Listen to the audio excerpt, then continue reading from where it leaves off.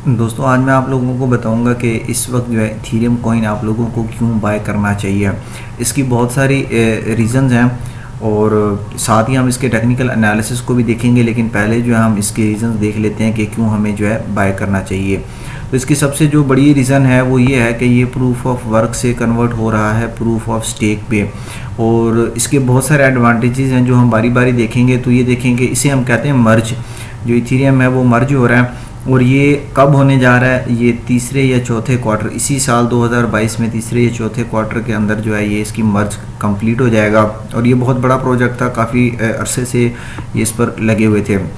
The merge is the most significant upgrade in the history of Ethereum. ये आप देखें कि ये इनकी ऑफिशियल वेबसाइट है, यहाँ पर इन्होंने अनाउंसमेंट की हुई है कि तीसरे या चौथे क्वार्टर। तो मैं एक्सपेक्ट कर रहा हूँ कि आगे 2 से 3 मंथ के अंदर, अगस्त या सितंबर के अंदर जो है इसका मर्ज कंप्लीट हो जाएगा। तो ये मुकम्मल तौर पे प्रूफ ऑफ वर्क से प्रूफ ऑफ स्टेक पे कन्वर्ट हो जाएगा, यानी माइनर्स ख़त्म हो जाएंगे। फिर जिस तरह हम नॉर्मल स्टेकिंग वगैरह करते हैं बाकी कॉइन्स की, तो उस पर ये शिफ्ट हो जाएगा।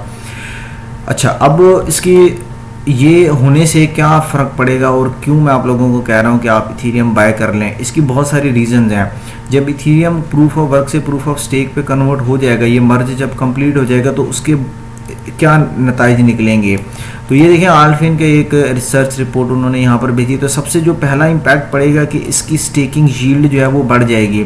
स्टेकिंग यील्ड यानी कि जब हम किसी कॉइन को लॉक कर देते हैं, जैसे BNB टोकन को, तो सालाना इंटरेस्ट रेट हमें मिलता है। तो वो जो इसका इंटरेस्ट रेट है अभी भी मिलता है, अभी भी आप इथीरियम स्टेक कर सकते हैं। जब ये मुकम्मल तौर पे स्टेकिंग पे कन्वर्ट हो जाएगा तो वो जो इसका रिवॉर्ड है वो बढ़ जाएगा। जाहिर सी बात है, जब रिवॉर्ड बढ़ेगा तो ख़रीदने वाले भी फिर उसको बढ़ेंगे, इंटरेस्ट ज़्यादा पैदा होगा। दूसरी चीज़ ये है कि इसके अंदर डेवलपमेंट एक्टिविटी इथीरियम के अंदर बढ़ेगी। अभी जो है ट्रांजैक्शन फ़ीस बहुत ज़्यादा है, थोड़ा सा स्लो नेटवर्क है, इस तरह के कुछ टेक्निकल इश्यूज़ हैं। तो वो सारे टेक्निकल इश्यूज़ भी जो हैं इस मर्ज के बाद ख़त्म हो जाएंगे, और उसकी वजह से जो है डिसेंट्रलाइज्ड ऐप्स जो हैं इथीरियम के ऊपर और ज़्यादा डेवलप होंगे, और डेवलपर्स यहाँ पर नए ऐप्स को लेके आएंगे, जिसकी वजह से इथीरियम की डिमांड बढ़ेगी और अल्टीमेटली जो है इसकी प्राइस भी बढ़ेगी।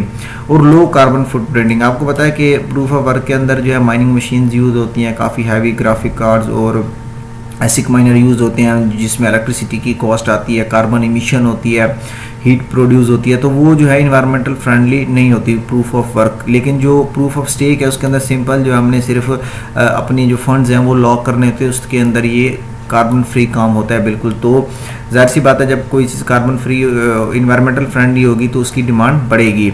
उसके बाद है कि इथीरियम की जो सप्लाई है वो भी काफ़ी यहाँ पर कम हो जाएगी, और सप्लाई कम होने की वजह से जो है इन ऊपर वाले 3 पॉइंट्स की वजह से जो है इसकी डिमांड बढ़ेगी और यहाँ पर जो है इसकी सप्लाई कम होगी। तो दोनों चीज़ें एक साथ होंगी, जिसकी वजह से इसकी प्राइस काफ़ी ज़्यादा ऊपर जा सकती है। अब इसकी प्राइस कितनी ऊपर जाएगी? जो मेरा आइडिया है, मैं एक्सपेक्ट कर रहा हूँ कि इस साल के एंड में मे बी 5000 तक ये चला जाएगा। 4000 से ऊपर ही अगले 3 महीनों के अंदर ये 4000 को क्रॉस कर जाएगा।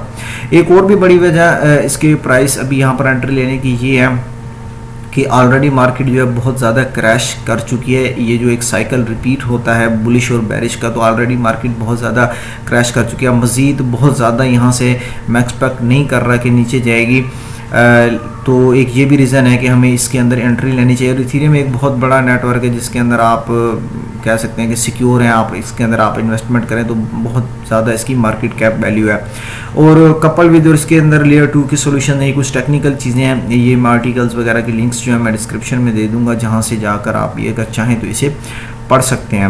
अच्छा, यहाँ पर देखें तो naturally this dynamic should drive Ethereum price may be even subsequently, यहाँ पर लिखा है कि 2 गुना तक इसकी प्राइस उससे भी ज़्यादा जा सकती है। लेकिन जो मैं एक्सपेक्ट कर रहा हूँ वो ये है कि प्राइस जो है 5000 तक इसकी जा सकती है। अभी जो इसकी प्राइस तकरीबन $1100-1200 जो चल रही है।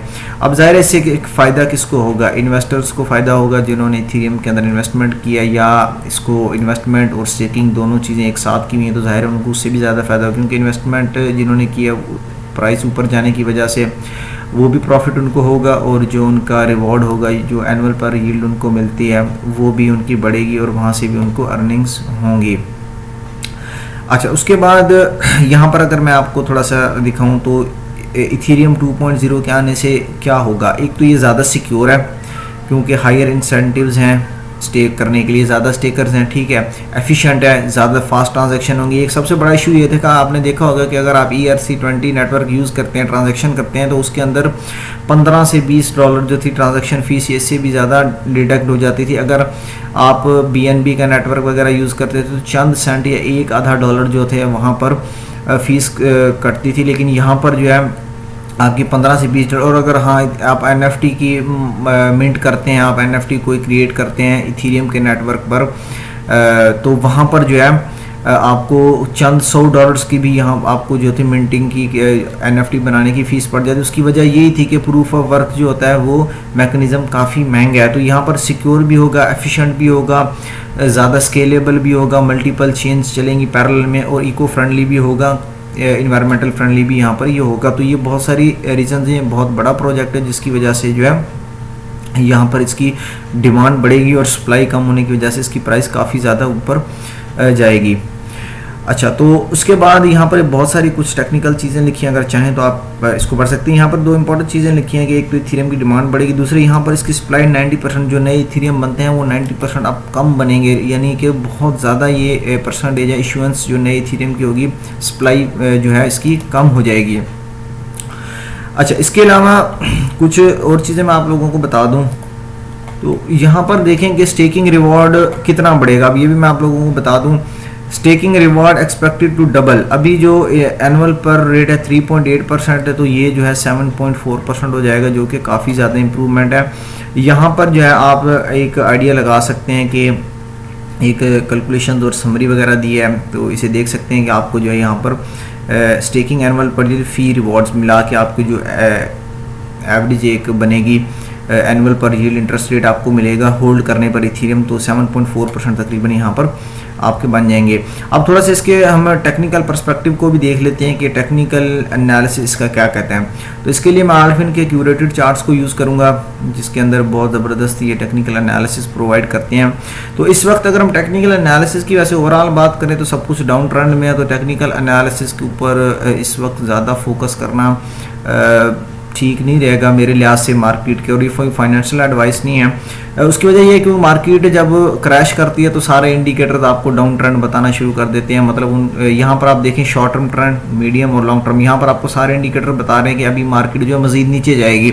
लेकिन कुछ फंडामेंटल चीज़ें को भी देखा जाता है। अब यहाँ पर देखें कि हमने देखा कि मजीद कितनी नीचे जाएगा, ये तो नहीं है ना कि जीरो ही हो जाएगा सब कुछ, लेकिन यहाँ पर टेक्निकल इंडिकेटर्स आपको बता रहे हैं। तो हर बार हमने टेक्निकल इंडिकेटर्स को ज़्यादा फॉलो नहीं करना होता, कभी कभी हमें फंडामेंटल चीज़ों को भी देखना पड़ता है। और ये मर्ज कंप्लीट होने के बाद मैं एक्सपेक्ट कर रहा हूँ कि अच्छी खासी इसके अंदर प्राइस के अंदर ग्रोथ आएगी।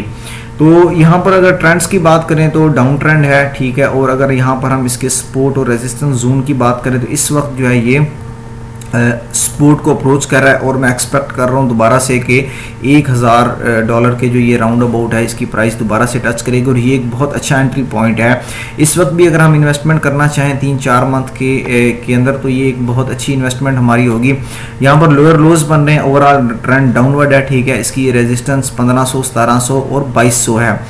लेकिन इस वक्त हमें एंट्री कहाँ पर लेनी चाहिए? एंट्री हमें 1000-1100 के दरमियान अभी भी आप चाहें तो एंट्री ले सकते हैं, लेकिन इसकी प्राइस मैं देख रहा हूँ कि मज़ीद थोड़ी सी नीचे आएगी। उसकी वजह ये है कि यहाँ पर अगर हम देखें, यहाँ पर मैं आपको रियल टाइम का दिखाता हूँ, यहाँ पर अगर मैकडी देखें तो यहाँ पर इसका मोमेंटम जो है वो वीक होता दिखाई दे रहा है, और यहाँ पर RSI भी यहाँ पर बैरिश है, ओवरसोल्ड नहीं है, या एक्सट्रीमली ओवरसोल्ड तो फिर हम कह सकते हैं थोड़ा सा बाउंस होगा। लेकिन मैं ये एक्सपेक्ट कर रहा हूँ कि प्राइस जो है अभी जो $1188 यहाँ पर चल रही है, ये मैं एक्सपेक्ट कर रहा हूँ कि 1100 से नीचे 1100 को ज़रूर टच करेगी। तो यहाँ पर एक अच्छी एंट्री हम ले सकते हैं, क्योंकि यहाँ पर $1000 जो इसकी सपोर्ट है, और ऑलरेडी यहाँ पर हिट होने के बाद प्राइस यहाँ से बाउंस बैक हुई थी।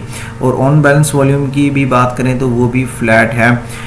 तो ये एक बहुत अच्छी अपॉर्चुनिटी है इस वक्त इन्वेस्टमेंट करने की। उसकी रीजंस जो है फंडामेंटल है, टेक्निकल बेसिस पे तो इसका सारा कुछ जो है डाउन ट्रेंड में ही दिखाई दे रहा है, ट्रेंड्स भी और इंडिकेटर्स भी। लेकिन जो है हमने फंडामेंटल चीज़ों को, मैंने आप लोगों को इसकी इंपॉर्टेंट अपडेट्स बताई कि इसकी वजह से जो इसकी प्राइस काफ़ी ज़्यादा ऊपर जा सकती है। तो अगर हम मूविंग एवरेजेस में भी देखें तो 5 दिन और 10 दिन ये सारे के सारे डाउन ट्रेंड्स में यहाँ पर चल रहे हैं। तो आज के लिए इतना ही, फिर मिलेंगे अगली वीडियो में, तब तक के लिए अल्लाह हाफिज़।